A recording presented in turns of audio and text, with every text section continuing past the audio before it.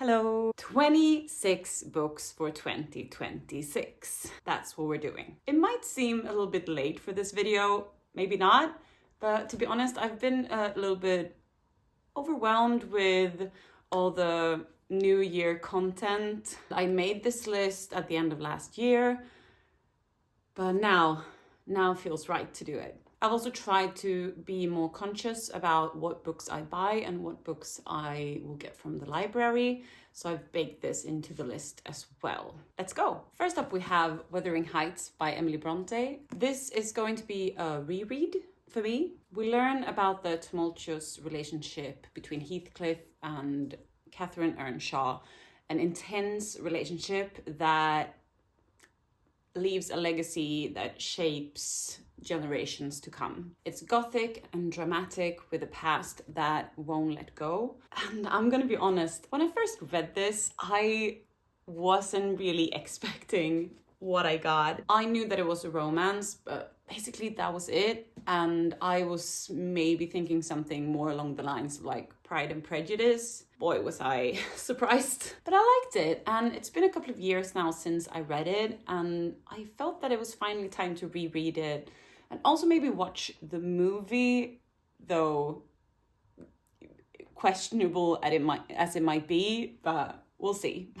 Next we have Vitön or White Island by Uusma. This is a follow-up on her book The Expedition, a love story, which I got for Christmas. This is one of those books where I'm like, I will never stop thinking about this book. In July of 1897, a Swedish expedition sets out for the North Pole. 3 men who want to make history but are frighteningly underprepared. They never return, and 33 years later, they are found on White Island. In our time, the author has tried to learn as much as she can about these 3 men, the expedition, and what happened to them or what could have happened to them.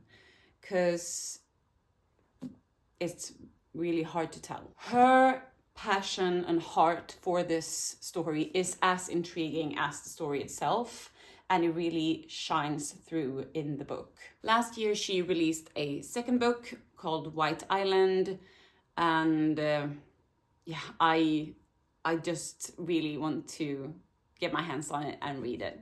Then we have The Merge. There's a procedure in which you can merge 2 people's consciousness into the same body. Amelia is losing her mother to Alzheimer's, and she signs them up for the first experimental trial with Alzheimer's patients. It's a tale about how far you're willing to go to not let go. And when I read about this, it sounded so interesting to me and unlike a lot of things that I usually read. So yeah, it goes on the list. Then we have Stöld or Stolen by Ann-Helené Laestadius. Stolen follows Elsa, a young Sami girl who witnessed the brutal killing of the family's reindeer, an act of racism and intimidation that leaves her traumatized and silent. As she grows up, Elsa must navigate fear, injustice, and the ongoing threats to her community while fighting to protect her culture,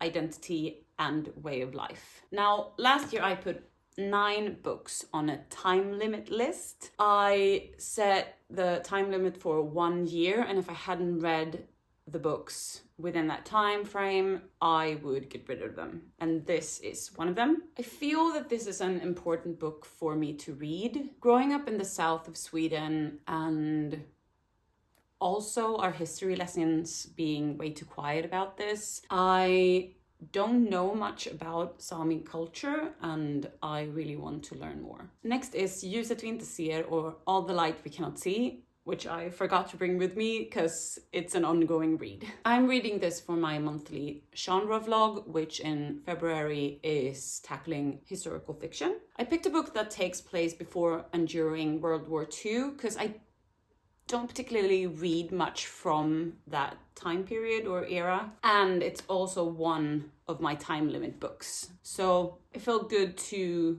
put some of those books on this list. Then we've got Atomic Noodle by Annlee Newitz. And hey, this is already finished. So 25 more to go. A cozy fantasy about robots trying to turn a ghost kitchen into something that they can be proud of, serving delicious noodles to the humans of San Francisco trying to recover from a devastating war. I really liked it. Next up, we have The Tainted Cup by Robert Jackson Bennett. Honestly, I thought that I would be like halfway into this by now, but too many other books to read and haven't gotten to it yet. I really, really want to. Fantasy meets murder mystery. Then we got a book that everyone seems to be raving about, which is The Sword of Kaigen by Wang. If I understand correctly, this is fantasy inspired by Japanese culture with an elemental magic system. I also appreciate a standalone fantasy. Now I just need the time and peace to pick up this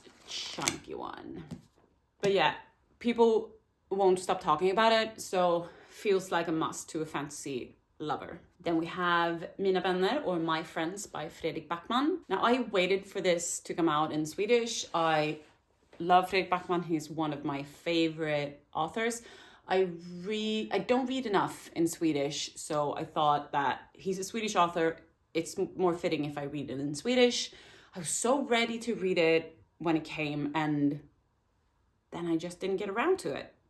So I thought 2026 will be the year. Now we got the second and I think last nonfiction on this list. I'm not a big nonfiction reader, but I really, really want to read Midnight in Chernobyl. This is a historic event that I am particularly interested in. There's so many angles and stories, and this is supposedly a very well-written and researched book. So I really, really want to get to it this year. Next up, we have a fantasy quest, and it's The Devils by Joe Abercrombie. A group of dangerous, morally questionable characters forced together for a larger mission. It seems to be a bit of a divider. I've heard both great and not so great things about this book, and I'm intrigued. I want to see for myself. Then we have 1795, The Order of the Furies by Niklas Natt och Dag. This is the third book in the Bellman Noir series that starts with 1793, The Wolf and the Watchman. In this we have a very gritty murder mystery with multiple POVs and multiple moments that make you feel so glad that you're born in more modern times. Then we follow the main characters from here throughout the series. Also, it takes place in Stockholm. Another Swedish one is Koka Björn or To Cook a Bear. A historical mystery set in 1852, I think. 1852 in the far north of Sweden. The story follows a young runaway Sami boy and his mentor, Pastor Laestadius, as they confront a series of brutal attacks in their remote village, which locals blame on a bear.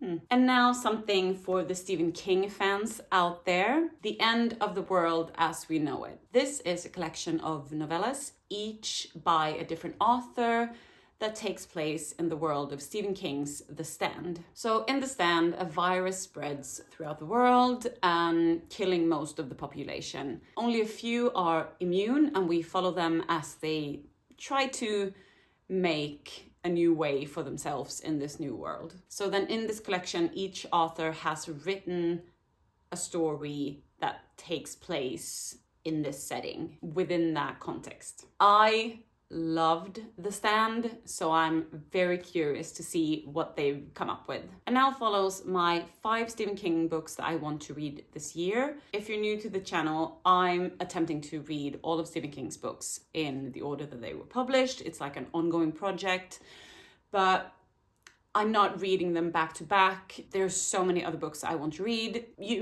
Before you say that it's impossible, I know that there's a lot of books and this will probably take me forever, but hey. Last year I attempted to read at least 5 books, so that's what I'm doing this year as well. I just read Different Seasons, and now it's time to move on to Christine, a story about a boy, his girlfriend, and obsessed car. Not really sure what to expect from this, so we'll see. Then we got Pet Sematary. Now, this is one that I've been looking forward to. I do struggle a little bit with horror stories if they're too scary. So this one, I've heard that it's one of his scariest, so it might be good for me to only read it during daytime. The rest that follows are Cycle of the Werewolf, The Talisman, and The Eyes of the Dragon. Neither of these bring up certain expectations. I'm not really sure. It feels fun. Then we have Poor Things. Now, I've wanted to read this ever since the movie came out, but you know, sometimes you just don't get around to it. So on the list it goes. We follow a young girl brought back to life by an eccentric scientist trying to explore herself and the world. Then we pop in with another Swedish one, which is Män som hatar kvinnor, or The Girl with the Dragon Tattoo. Cause I haven't read any of the books in the Millennium series. So journalist Mikael Nyqvist is trying to get to the bottom of what happened to this young girl that went missing 40 years ago with the help of Lisbeth Salander, a young woman and hacker. Then we got the fourth book in the Swedish Stockholm series, a classic series by Per-Anders Fogelström, I en förvandlad stad, or In a City Transformed. I feel like I've talked about this series on this channel a lot, but it's a generational story which follow ordinary people living their day-to-day lives in Stockholm City, and it spans from 1860 to 1968. Incredible story. Another series I'm continuing on with is the Southern Reach series. Next up is Authority. It's the second book. First is Annihilation. And in Annihilation, we follow an expedition going into Area X after the last expedition went missing. I felt that this was so intriguing and interesting and mysterious. I just really want to continue it. Then we have Amulet, the Stone Keeper's Curse, a graphic novel, second book. The story hits you straight away in the first book, and I just really want to know what happened. Also hoping that this could be something for my brother's 8-year-old. She kind of likes it a little bit scary and magical, so maybe. More series coming. We got the third book in a standalone series about lawyer Matthew Shardlake. The first one is Dissolution. Next up is Sovereign. It's historical fiction set in England during the Reformation, combined with murder mysteries. Lastly, we got Dungeon Crawler Carl. Now, I see this everywhere, and every time I hear about it, I'm like, this is right up my alley. Carl and his ex-girlfriend's cat, Princess Donut, try to survive the end of the world or just get to the next level in a video game trapped-filled fantasy dungeon. Sounds so good. Okay, so that's it, but hold on. I pretentiously talked about how I've sorted these books in which ones I already own, so that I also read from my physical TBR, and that these are the ones I'm gonna check out at the library. Hey, I then totally forgot to mention any of that during this little list, so let's just sum it up. Hang on. Okay, 6 of these I will get at the library, 9 I already own, and 11 of them will be new purchases.